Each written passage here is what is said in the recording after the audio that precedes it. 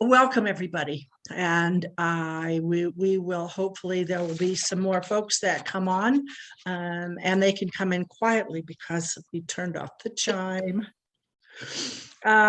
Housekeeping, first of all, as we all know, that we never support or oppose a political party or a candidate. We do voter services as the League of Women Voters, and we do citizen education. So we register voters and we inform folks as to offices and education about what is the voting process and issues. And we do action and advocacy. We're nonpartisan, but we do studies, and then we take a position often, and we will advocate for or against a particular policy in the public interest. The opinions that are shared here today are obviously not necessarily those of the league, but of the individual sharing. And I don't know, Deb, if I mentioned to you, our format generally is to speak for 30 minutes and then have Q&A for 30 minutes.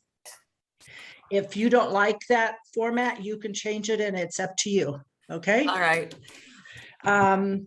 And for more information, and please, this time especially, go to our webpage, which is lwvsouthbend.org. There's a lot of information there, and I'm going to kind of say a little bit about what's currently going on, but that's a place to go to find out in detail what is happening locally and state-wise. And it also gives you a link to the state and to the national web pages.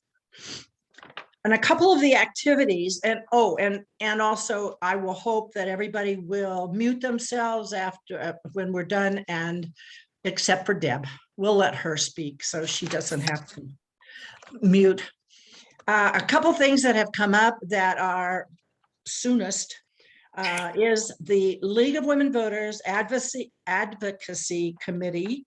Our local advocacy committee for equitable housing right now is urging folks to go to the county council meeting that's going to be held at the county city building on the 4th floor on the 14th at 6 o'clock to hear how the budget for the year is going to be voted on.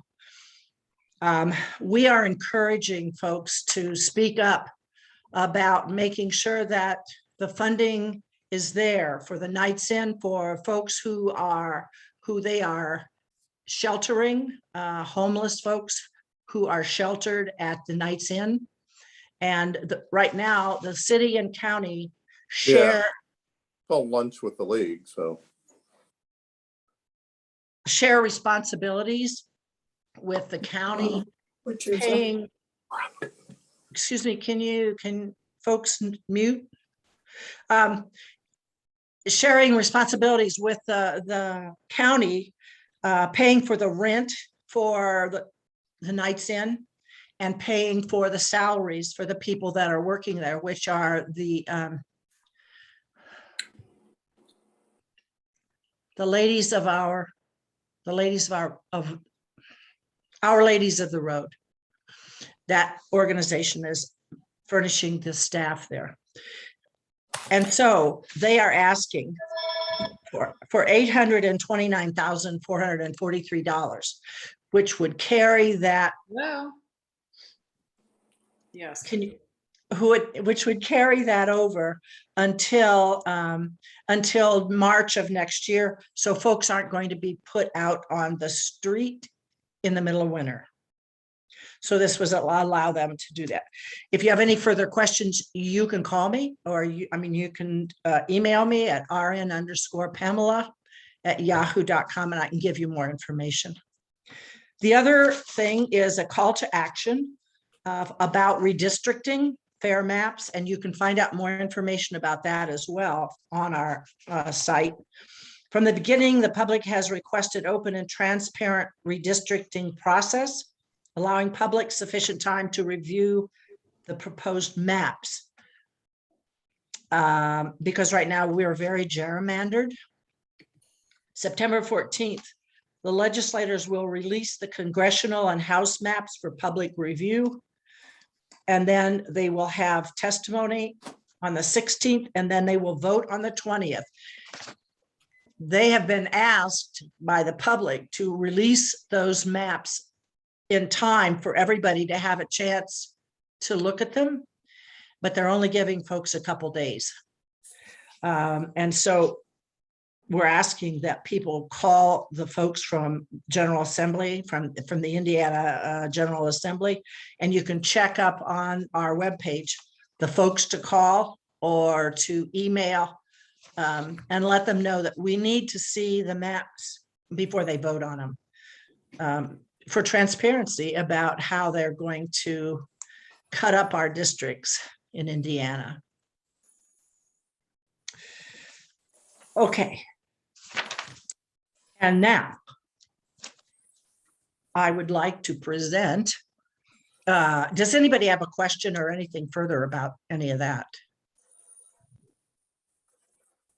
Okay. Debra Futa is the executive director at the St. Joseph County Public Library. She has finished her 42nd year at the library. I have never been anywhere for 42 years. Wow. She started in the children's library at River Park Branch, has worked a number of positions. She served as the assistant director for 20 years under Don Napoli, and then stepped into executive director when he retired in 2015. She helped steer building projects in every one of the locations over the past couple decades. And you did a fine job at Francis. Let me tell you, that's my favorite. I love that branch. Yeah, thank you. That's where my grandkids, they love it. She graduated from Manchester College with a BA and completed a master's degree in library at science at Indiana University. And she's going to fill us in on what's happened and what we can expect to happen at our public library. And perhaps eventually we can have a tour eventually, right? Yes. Okay. We'd All love right. to do a tour. Yes. Good. And the floor is yours. Thank you, Deb, for coming. All right. Thank you, Pam. I am coming to you from the principal's office at Brown School. So I've blurred my background because it's not exactly the most wonderful office in the world, but we are here. We're still here temporarily. So good afternoon. It's so good to be with you today. It's just good to be with people, even if it's virtual, I think. And it feels like the one thing that I want to acknowledge every time I do meet with a group of people is how we've all come through the last 18 months. So whether you felt isolated or whether you've been on the front lines or somewhere in between, it has been a challenge for everyone, but we are still here. And I think there's a lot to be said for that. At the library during COVID, we pivoted to a completely digital model for a lot of months. So I am really happy if you discovered a passion for ebooks or the digital New York Times or our online courses or any of our homegrown digital programs. We learned a lot and a lot of new things, and we're going to keep those skills with us as we go forward. So when Pam asked me for a title for these remarks, I struggled a little bit to come up with how to frame them. And finally, although it's a bit of an inadequate title, I came up with What's Next. But I also want to tell you where that came from. So I am a very big West Wing fan. They call us Wingnuts for a reason. And after 22 years, I still think it was one of the best things that ever aired on television. One of Jed Bartlett's catchphrases was, "What's next?" It meant he was ready to move on to other things. I don't want to lose the moment we're in, and I don't want the present to rush by without really living it, but we are really excited to talk about that next chapter. We've been working on this a long time. So we'll start with the building itself. The last time I think I came to you and I had some of my staff with me, we brought renderings of several of the spaces, and now those spaces are coming to life on Michigan and Wayne and Main Street. And I'm at the building quite a bit, but I don't usually go past the front door on Main Street. The other night I drove by at twilight, and I just want to let you know, if you happen to do that, you can see the new chandelier at the front lobby. You get a really good glimpse of it. And that's just a glimpse. I think it's a nice little teaser about what we've got in store. So I want to start with some video that I brought. The building has already changed from when some of this was shot because it's changing all the time, but it does give you a glimpse of the spaces at the main library. And one of the things you get a look at are the children's spaces. We're not sharing those publicly because we want that to be a big reveal on the day, but you're going to get a pretty good peek at them. So Pam, we'll hope that the technology works. I'm going to share my screen.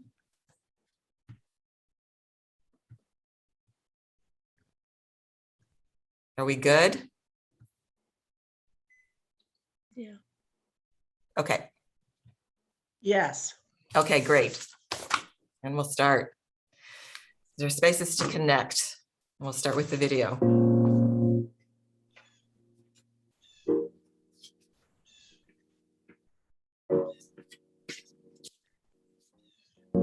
That's pretty.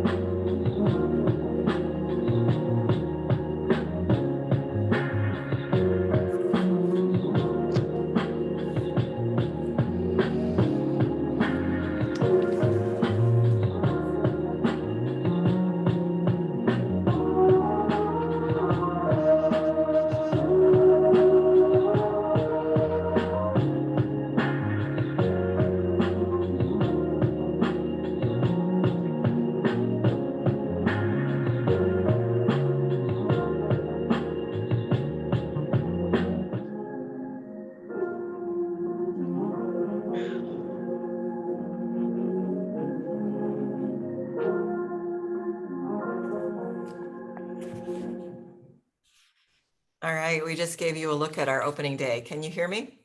Wow.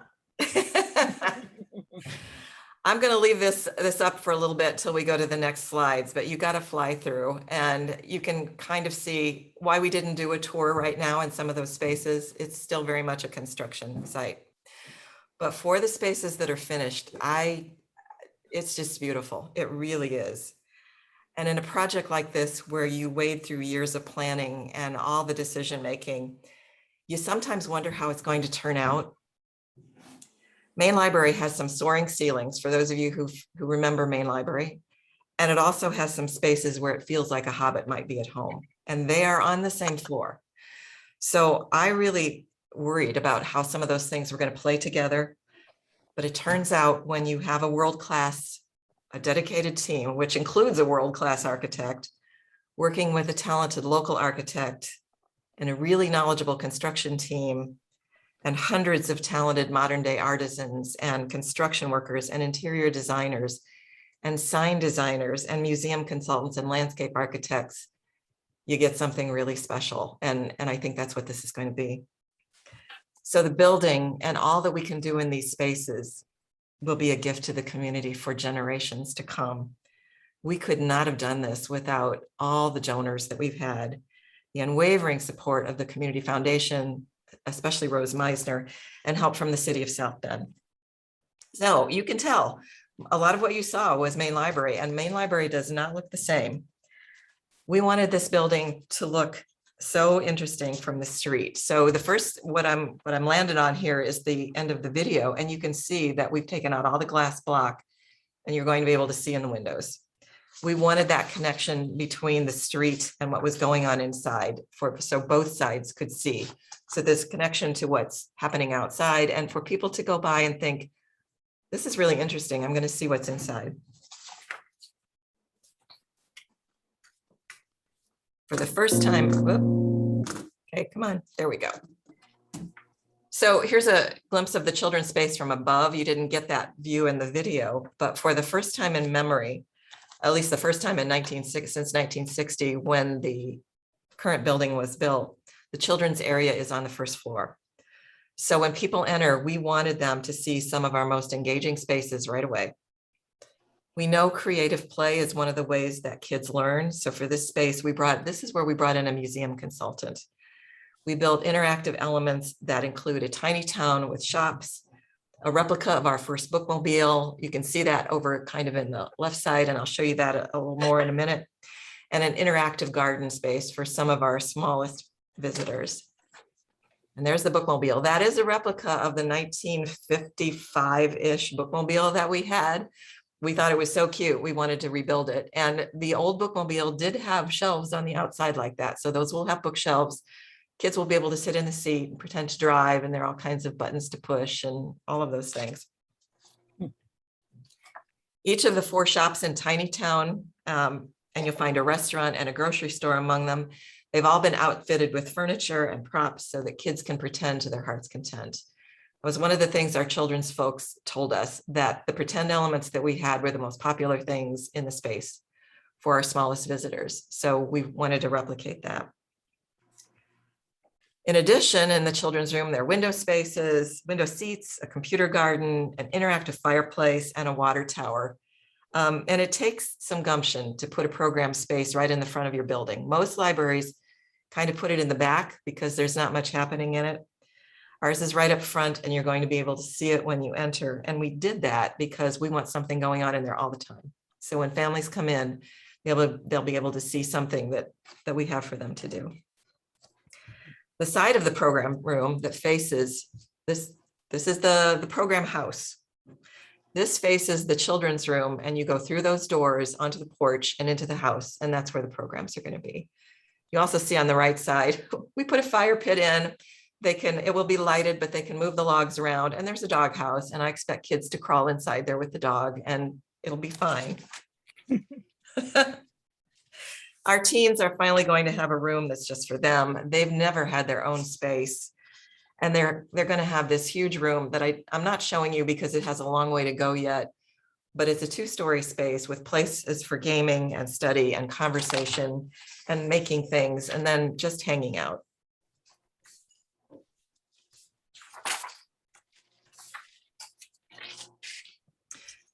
So I'm sorry, I just lost my place. See, Pam, I told you I was gonna.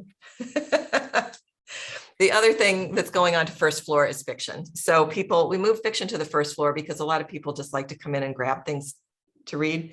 So fiction is going to be on the other half of that side. And then on second floor is the new home of the non-print collection. As people turn more and more to streaming services, we think this is a dwindling collection, but we still have a lot of movies and audiobooks to borrow. And our magazines are also on the second floor. I think that's the only part of the collection that actually has data on the second floor. And we're also going to have the commons, and you get a view. You saw a view of that in the video, but here's another view. Painted in hot spice. We wanted a happy color, and we think that this space is a place to do that.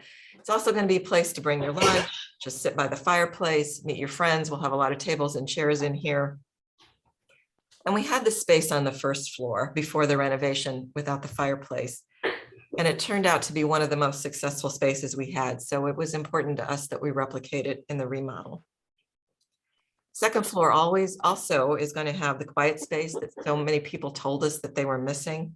We saw a little piece of that in the video, the reading room. That reading room also has 4 individual study rooms for people when folks really need that quiet.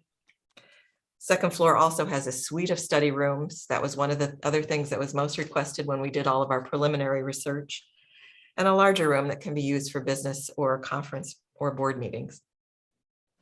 We've tucked gallery space under the second floor. We're hoping to use that for local artists and traveling exhibits.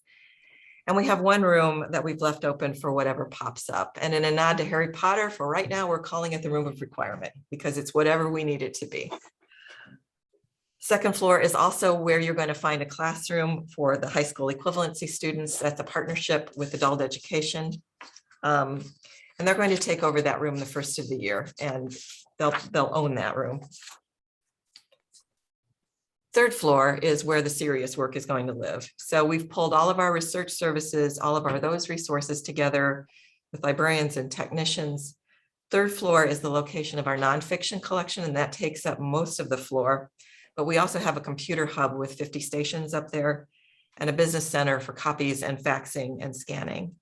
And then finally on third floor is our new local and family history area. And you're only getting a glimpse of what that is. This is kind of in the entry.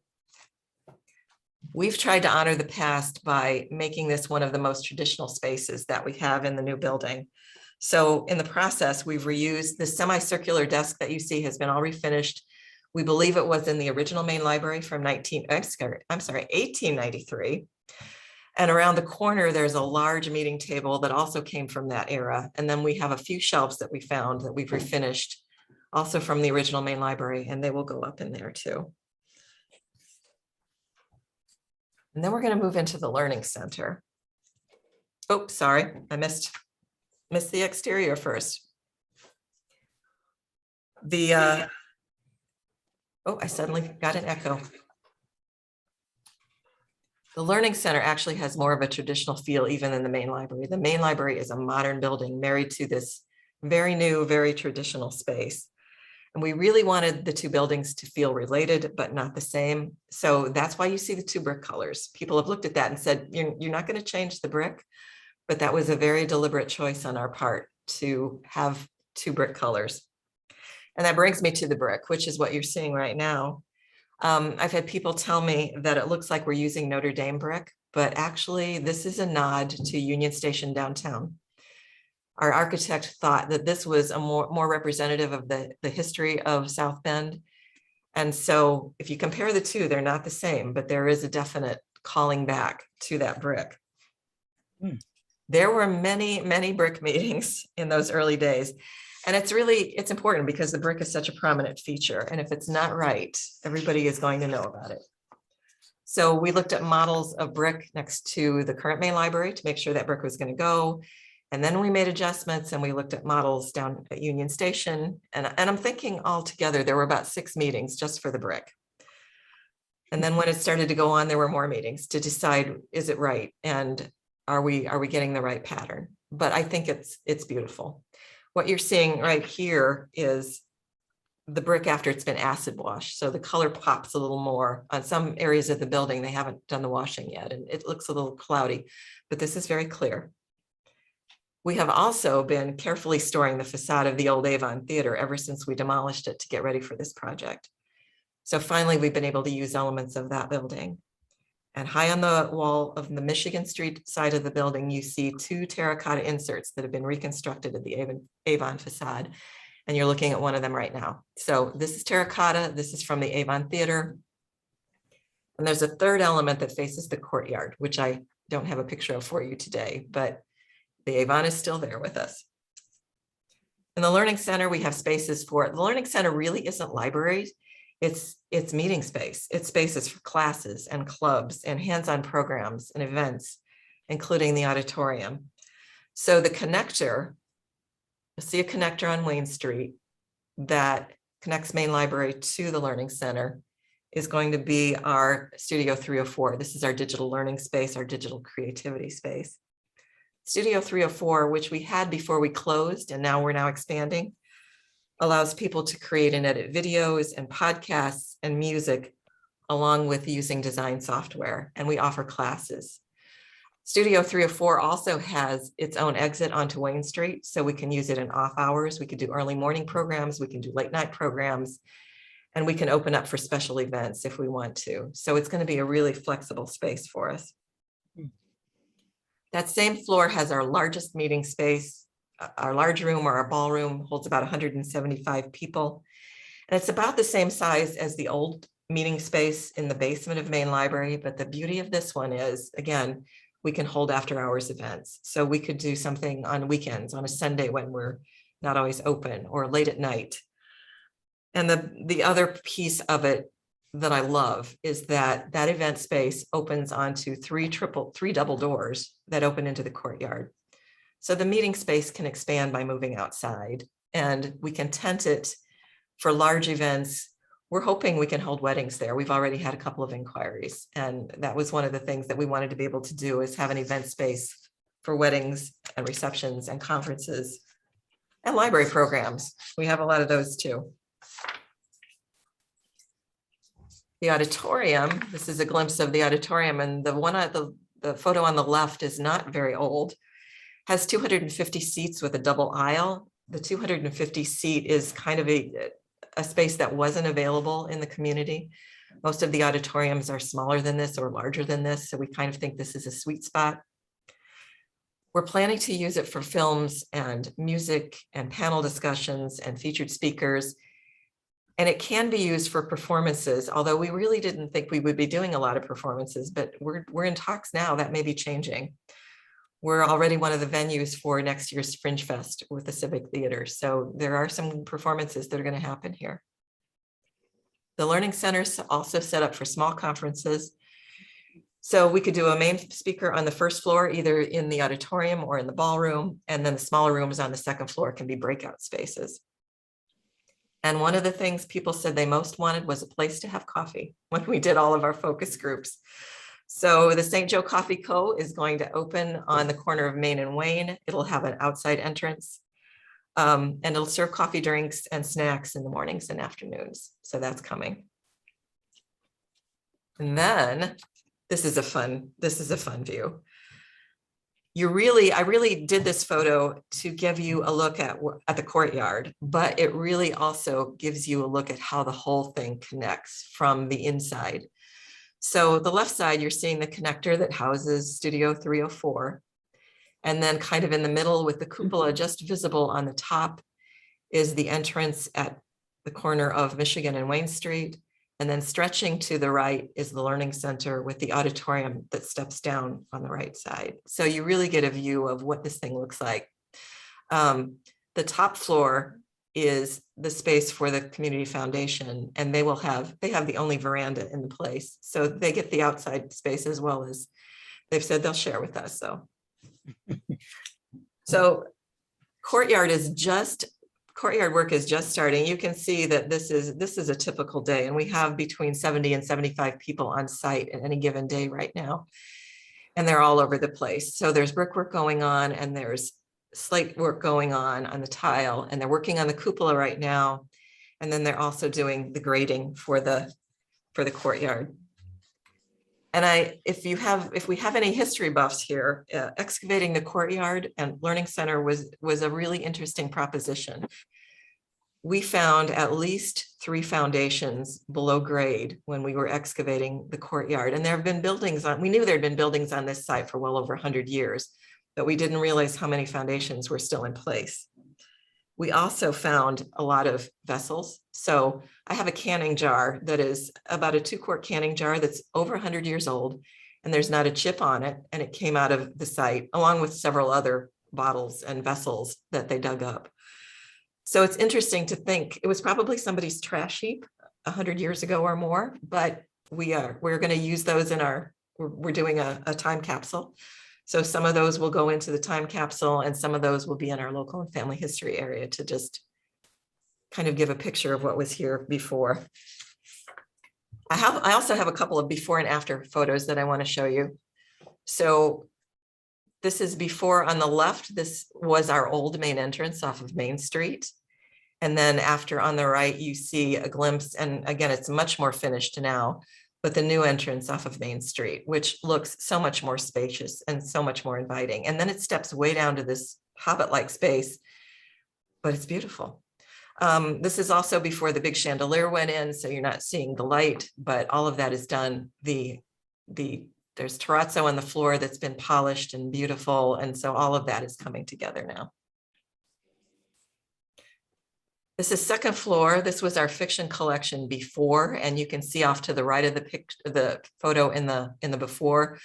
That was the local and family history entrance. What you're seeing in the after photo with the hot spice color in the background, that was local and family history. So that's our new commons. And that takes up a good chunk of the east elevation on this floor. And then finally, this is the before and after picture of the top of the 3rd floor stairway. So the before picture has our children's area and those windows. And then the after is we put in a whole new stairwell. Years and years ago, I had a board member who said, it's supposed to be a grand stair, but it doesn't look grand to me because it only took up about half of the opening and now it fills the whole opening. So we went from this steel rail and steel post. It's still steel, but it's stainless steel and polished and glass. And the stairs are terrazzo. So it is a much more elegant reflection of the building. And the lights you see at the top there are going to drop down and be at various heights when they finish the building. They're up there now for safety. So I'm going to stop sharing. Go back so I can see all your faces again. And go back to my presentation. Deb, while we're while you're looking for that, Yes. I did put it in the chat. I forgot to mention, if folks would put questions in the chat, Yes. and then Yes. either you can look at them and answer them, or I can read them to you and you can answer them, whichever way you want to do it. Whichever way is fine. And I'm glad you have, oh, good. I'm glad you have questions. That's great. Okay. So I'll finish and then we'll kind of go back and do the questions if that's okay, Pam. Does that make sense? So the Learning Center is still very much under construction, as you can tell, but main library is just about finished. And I think it's important to talk about why we did this. We know that expectations in the community are really high, and ours are too. Our mission, our purpose, the whole reason we exist at all is to help people improve their lives. So having the spaces that are designed for how we provide services now is how we fulfill that mission. This project has engaged all of us in full time, you know, for a couple of years now and years before that, and in ways that I never thought possible. So it's been probably 15 years since we first started talking about a main library expansion. And there have been a million details that have been worked out since then. But for us, it all started with the vision of finding the spaces we needed to serve the community. And the community has responded with a generosity and curiosity and a genuine excitement about what we're doing. And I've been so grateful for all the support. So the time's soon coming to peel back the paper and open the doors. And as you saw in the video, November 14th is our opening day. Hard to believe when you look at some of those spaces, but they have assured me we're going to get there. We'll be there from 11 to 5 that day, and then we'll start regular hours right after that. So at this stage, we're mapping out the strategies for what's next. We're always going to have the same things that you've known all your lives: the books, the research resources. Now, a lot of them are in the form of online content and the programs for all ages. I just lost my place. It just did it on me. Sorry. That never happens to That anyone. never happens. You Never. know, Pam and I were talking before we started, and I said, we've been at this about 18 months with Zoom video. We ought to have this down to a science by now. And yet, every video, every conference call I'm on, there's some issue still. So thank you for being patient. So, like I said, we'll always have the things that you're used to, but we are so much more than that. So I just want to give you a glimpse of what's next, and that's the next thing we'll talk about. So what's next to us looks like an expansion of early literacy programs. We have always focused on early literacy. Every year, our team presents hundreds of story hours to preschool kids and families. We include creative activities that spark conversations, build fine motor skills, teach patience, and increase problem-solving skills. Preschool is one of our sweet spots. Thank you, Linda Conyers, for starting the preschool project all those years ago. But we also knew there's a real need for support at the early stages of formal education. So up through 3rd grade, kids are learning to read, and after that, they're really reading to learn. And if they fall behind in those early years, we know they may never catch up. So going forward, we're still going to focus on early literacy, but we're also going to lean into those early school years to see what we can do to support kids and their families. And we want to deepen our partnerships with the schools to make that happen. What's next also looks like workforce development and readiness. As we work to help build resiliency in our community, we're also doing more to build a stronger workforce. We have always worked with people to help them with resumes, to get email accounts, to do employment searches. We help them fill out job applications. And now we have the ability to offer the spaces for training. Our Bendable platform, and I don't know if any of you have explored Bendable, bendable.com. It's great. It's great. That's a partnership that we're doing with the Drucker Institute. And several $1 million, not of public money, but of money raised by Drucker, has been poured into getting that platform up and running, and it's just going to expand. But what's on there besides all of the community resources and the learning resources are job training things. We did a lot of research with employers early on. And one of the things that employers told us was that they were really interested in things like soft skills. So one of the things we want to ramp up is our soft skill training for things like communications and work ethics and flexibility and adaptability and teamwork skills. We're not sure how we're going to do all these things, but we know that it's important. We'll be investigating ways we can help develop those skills that lead to a successful work life. Keeping on with business, what's next to us looks like entrepreneurial and small business support. I think small businesses are at the heart of a community, but they often don't have the resources they need because they are small. And a lot of people don't realize what we already offer. So this one is at least in part a marketing challenge for us. We need to get the word out there. But we're also looking to find ways to connect small businesses to market research, to grants, to resources, to mentors. We have a host of legal forms. So if you want to start a small business, we have those resources. And it's more than just asking, So one of our challenges, one of our positions at Main Library will be a specialist who's going to take on those challenges. So we're hiring people to actually work with the small business community. What's next also looks like deeper partnerships. We have a lot of partnerships in the community, and we're working to develop meaningful relationships that go deeper than just asking somebody to help us with a program. I think there's a lot more we can do. Just one small thing that I want to tell you about is that we'll be providing dedicated space for social service agencies like the Center for the Homeless or Hope Ministries or Oaklawn or St. Margaret's House and others to meet with clients. So they'll have their own space. On the second floor, they can only be used solely by these groups.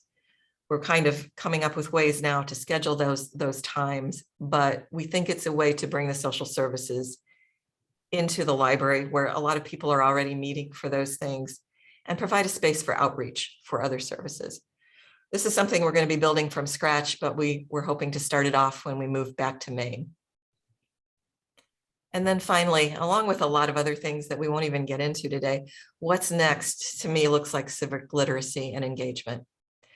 We are trying to get our own heads around what this means. And for us, it's starting to look like two distinct paths. I do believe our democracy is in danger. And as a public library, we have a role to play. And I believe part of that role is still hosting candidate forums and helping to get as many people registered to vote as possible. We want to help you with your efforts. I think you do amazing things. It's getting good information out there. It's helping people understand how they can participate as a citizen. And it's trying to improve transparency in government. It's doing all the things that you all do. But I also think it's trying to help figure out how to use our safe spaces to improve the communication in our community. We are a country of people who've forgotten how to talk to each other. And it's figuring out how to have the hard conversations and how to help find common ground so that we can begin to strengthen the places we live. One of our values is resiliency, and resiliency to me means building the strengths to make us stronger, but also to get us through the inevitable tough times. And I think we're in one of those right now. It starts locally, and we are all about as local as it gets. So while I think the future is complex and it's challenging, we're always going to be on the lookout for the things that our community needs. I'm always interested, and I have to say I'm just a little irked when I hear someone say or ask, does anybody really use a library anymore? And I think that means that they probably haven't been inside one of our buildings in 20 years, and they have no idea what we're all about. So that's the challenge for us, to figure out how to make people understand, and you can't make anybody understand anything. Sorry, that was a bad choice. But how to help them know that they're welcome in our spaces and discover what's changed and what's new and what's next. I think we will never stop changing. And one of the great things about having those new spaces is that they'll hold a lot of changes. So we'll have room for programs and services that we haven't even invented yet. And we're a place for people to imagine a better future. So thank you. That's the formal part. And now we can get to the questions. Do you want to pick them out yourself, or do you want me to read them to you? I can kind of go down the list if that's okay, Pam. I've got them up. Oh, no, that's perfectly fine. And then if I miss something, you can call me out. It's good. Oh, I'm really good at that. All right. So the first one is, are there computers in the children's area? Yes, there are. We're calling it the computer garden because we've tried to downplay the technology, but we're always going to be all about technology. So we have a couple of banks of computers, and then we'll also have some iPads for them to use. Oh, good. Solar panels on the roof. I wish. We've talked a lot about sustainability, and we've talked a lot about how energy efficient this building is going to be. And we're hoping that we aren't going to spend any more money on energy than we spent to do the whole main library because of the efficiencies that they've added, but we haven't added solar. I think there's the possibility that we could bring it on in the future, but it wasn't budgeted for in this time. Classic literature in book form. Yes. We've always had, usually they're paperback classics because that's how the classics tend to be published right now. But we've always had a space for the classics. Those will still be there. Thank you, Cindy, for your comment. It's full of possibility. Yes.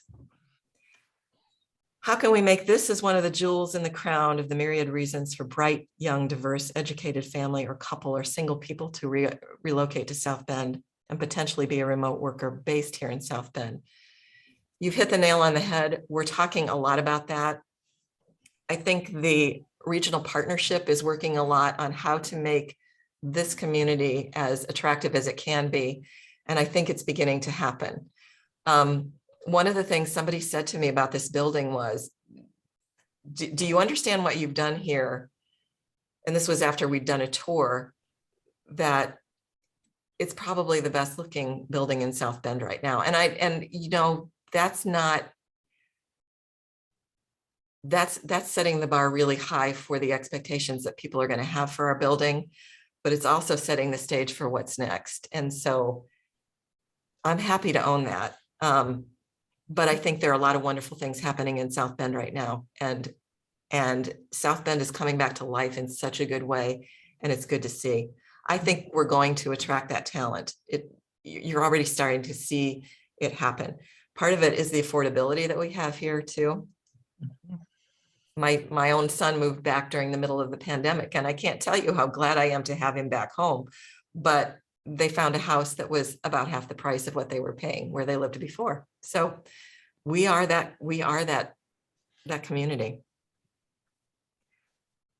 How can we partner up to level the playing field of literacy by making it a default to enroll every baby born at every hospital in our South Bend Elkhart region at discharge planning to enroll in the Dolly Parton Imagination Library program? Really good question. I will say that Dolly Parton their goal was 10,000 kids a year, and they're very, very close. They're at something like 9,400 kids right now, and they've sustained that. So they're really close to the original goal they set. One of the things that we've been talking about internally, and I didn't tell you close to everything that we're talking about, but we used to do new baby packets at the hospitals.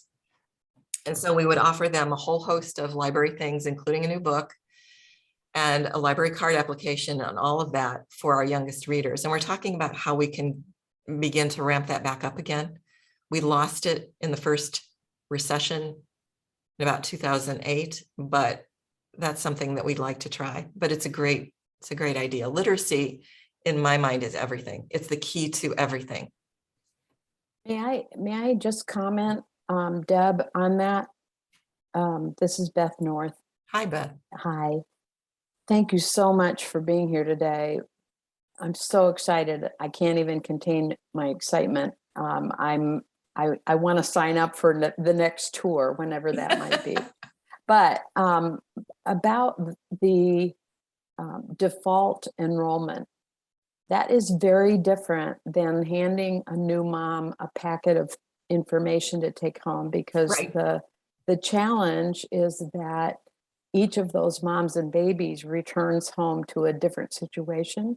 Very true. And those of us who have been new moms realize the last thing that you're thinking about when you get home to care for your newborn, your very first newborn, whether you have lots of help or no help, whether you aren't even sure of, where your next meal is going to come from, to know that you have done something fantastic for your new baby before you ever left the protection of the hospital. What a great thing. Anyway, that's why I'm so committed to helping it become a default enrollment. Thank you. I think it's a fabulous idea. Unfortunately, we partner with the foundation, but it is really the foundation's program. But that's a conversation. I'm meeting with Rose next week for a number of things. That's a conversation we can have. I think it's a great idea. Where I was kind of going to piggyback is that the enrollment for Imagination Library could be in with a library packet too, but the default would work much better. What new services are you thinking about for 10 years from now that are not commonly seen or discussed right now? Might you have a literacy program for new English speakers? Actually, we used to do that. We called them conversations, and we're thinking about reviving that again. So we really opened up the library to people of any dialect, any language, and held conversations. And it was a way for people to sort of learn from each other. And again, I think those conversations are also just vital in trying to move the community forward. And when I say that, I don't want to be prescriptive. I'm not trying to tell people what's good or bad or indifferent, but we have to find ways to find the common ground. And I'm not sure how we do that yet. We're discussing a lot of different things, but if we can't talk to each other, we will never solve problems. And if we don't start at the local level, it's never going to go any higher. So that's where we're headed. I moved back to South Bend after 20 years away 2.5 years ago, and it's starting a remote job that would let me move anywhere. The available of fiber internet is still limited to certain neighborhoods, but having a library that offers children experiences similar to what Madison, Wisconsin has, thank you for mentioning Madison, with its museums is a big step forward. Having overdue fines, fees, and the expense of media were such a huge unpleasant surprise when I first moved. Can I tell you a secret? Happy Cat's not, I don't see it. Yeah, we're going to go fine free very soon. We're going to go fine free when we open main library, and it hasn't been announced because my board hasn't approved it yet. So you can't talk about it. I'm telling a secret to 20 people right now, but we do believe it's an equity issue. There were reasons we had to wait until this point in time. We're losing $600,000 a year because of the PSAP thing that's going through at the county council. And we needed to understand whether we could sustain a $600,000 loss and still go fine free. And we think we can. So we'll do it. We're going to do it. I think we have to, but you can't tell anybody.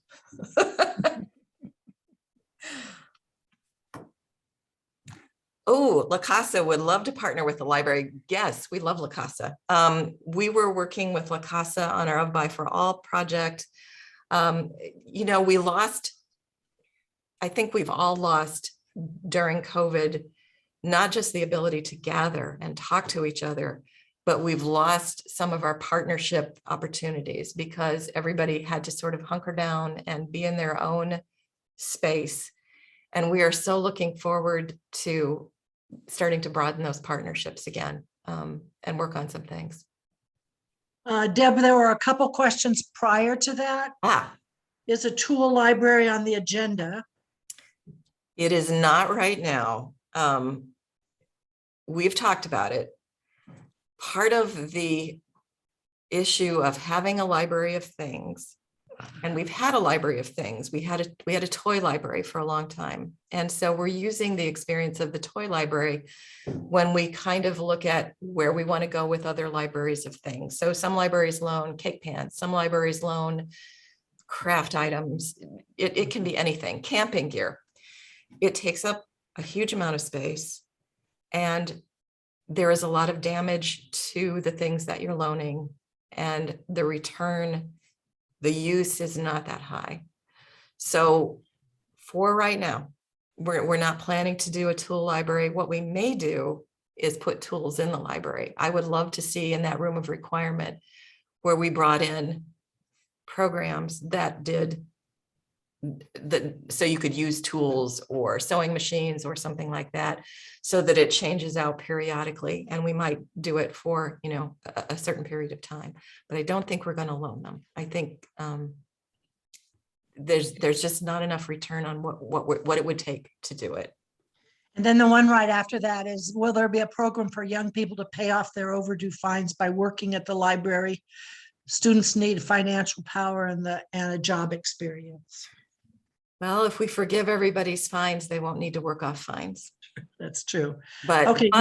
but they can volunteer with us. We would love to have student volunteers, and I'd love to get more teens into the library. I think we're going to have this fabulous space for teens, and we'd love to get more teen involvement. Everybody wants, teens are where we typically lose our patrons for a while until they come back to us when they have their own kids, because they're busy. They're busy with school, they're busy with sports, they're busy with other activities. But we're also making the library a place where they can kind of hang out. Now you're on your own again, down to Music Village. Music Village is part of our block. Yes, we do incorporate them. They actually, I have a couple of staff members who sit on their board, so we're really involved with what they're doing and the way they're going. And they're also using some of our spaces for some of their performances. So we do partner quite a bit. And I think there are opportunities to partner more once we get into space. Yes to sewing machines, I know. That's right. Don't you also think that during the pandemic, there were so many things that came back? Handwork, sewing, quilting came back, all the things, yes, crocheting and knitting, all the things that people used to do and then stopped doing because they didn't have time. Gardening came back in a huge way. I'm so thrilled about that. But yeah. And I hope those things don't leave us, because I think they're important to have. They're important to pass down. They're important for our own mental health, to have those things. So I hope we don't lose it.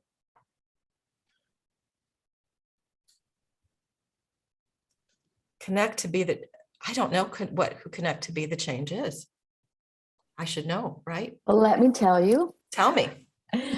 So Connect to be the change was started by two moms who had both lost children to youth gun violence. And they provide both counseling for the mental anguish side of the youth picture, but they also help the youth find a positive path forward, see opportunity and hope in ways they never thought they could, and helps them to learn how to manage the frustration, anger, feelings of wanting to retaliate, feelings of loss, et cetera, et cetera. And one of the founders has joined the Rotary Club of South Bend, and they are a 501c3, and it would be fantastic for their community. They are primarily focused on about a 15-block area, the radius of Riley High School at this point. Okay. I'm wondering if our Tut branch isn't already working with them. I will check, but I think it sounds like a great organization TUT is doing, because of the location they're in on Miami Street, they're doing a lot of boots on the ground community work with the groups that are over there, and she's doing a fabulous job. So there may already be something in the works. I just don't know. If you could put the name and a phone number or an email address in the chat, I'll be sure and pass it along. For our TUT branch? Yeah. Yeah.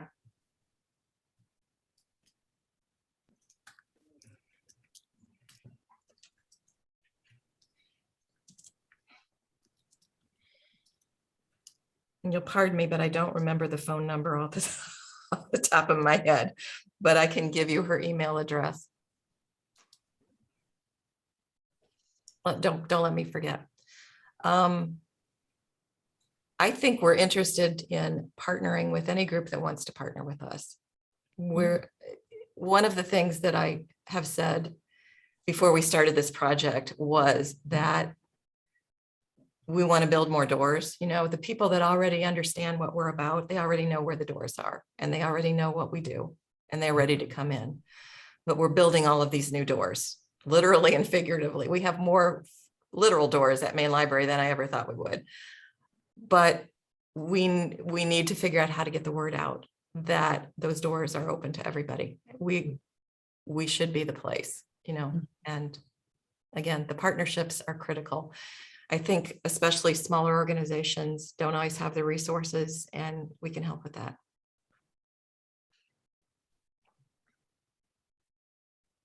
Pam, how are we doing on time? We're doing, you have a minute. Just talk really fast. Well, we're out of questions, so Well, no, you're not. Oh, I'm not. There's mine was just, I just wanted to remind you again about checking out a human instead of a book. That program. That's all. I just wanted to mention that. So I'm glad you did. There are some libraries that are doing that, and we've done some preliminary investigation about it. Again, it's really labor intensive, but I think it's a great idea. It's a very cool program. And the other one is there a minimum wage at the library? What is the minimum wage? Our minimum is $13.50 right now. And as I say that, we're going to, with the increase that we're putting in for 2022 year, it's going to get most people up past $14 an hour. And we're also going to do a performance increase. So we'll have a lot of people at $15 an hour. That's the goal. Okay. So we're getting there in stages. Okay. Are there plans to work with the city and make libraries more walkable, like bike and walking paths put in? I've had some conversations with the mayor, not necessarily about this, but I think the city is committed to doing that in general. I don't know how much influence we would have, truthfully, but Allison, are you the person who came from Madison? Madison has wonderful bike paths, and I love it. Yes, I've lived in a lot of different college towns, so 3 places in Wisconsin, including Madison, and then also Missoula and Morgantown, West Virginia. So moving back here, you know, South Bend's not a typical college town. So it is not, and it never has been. Right. But so yeah, it's missing that. Like I was used to biking everywhere with my son. I agree. He's 9, and it's just been really hard because we live by German Township branch, and it's just that Meyer area. There's no way to bike. So safely. So even with the new path along Bendix, it goes nowhere. Like it dead ends at a piece of sidewalk that goes off into a ditch that I know what you're saying. If you're in the city, it's gotten a lot better. And they're trying really hard. But if you're out past the city limit, I am in the city limit. Oh, you are in the city. Okay. Yes, I am in the city. They're working on it. It goes quite a ways past there. Yeah. It'll be at least 3 years before I can get downtown from my house easily. Okay. Yeah.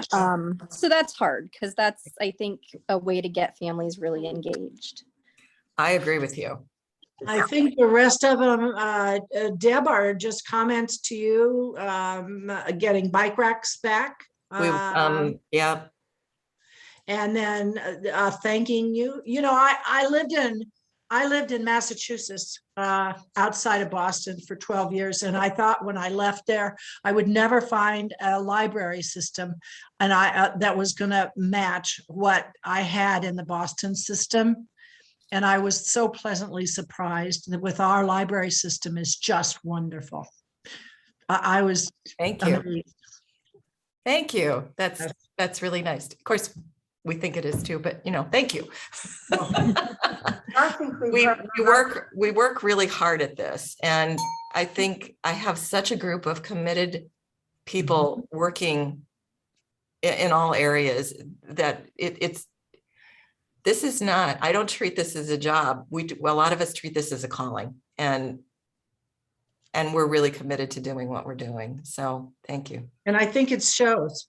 Yes, I want to say that we have the right person leading. Oh, thank you. If anyone else has any more questions, you got to say it really fast. Otherwise, I'm just going to say we are so blessed to have you, Deb, to come and talk to us today.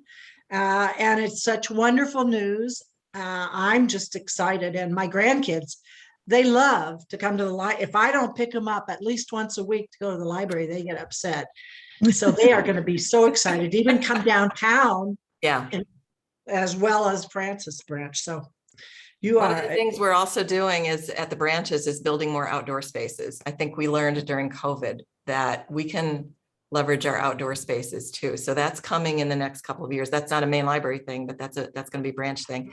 And I apologize. I just put up in the chat the Tut branch manager. Sorry, that was a Zoom thing. I sent it as a private message to somebody and I didn't mean to do that. So now it should be out there. But that's Sadie Borkowski at Tut, and she's terrific. Well, I want to thank you again, Deb, very much from all of us. And I want everybody to stay tuned for next month. I can't remember exactly who it's going to be, but next month on the second Friday at noon. And thanks again. And everybody have a lovely day. It's beautiful outside. Thank you. Thank you.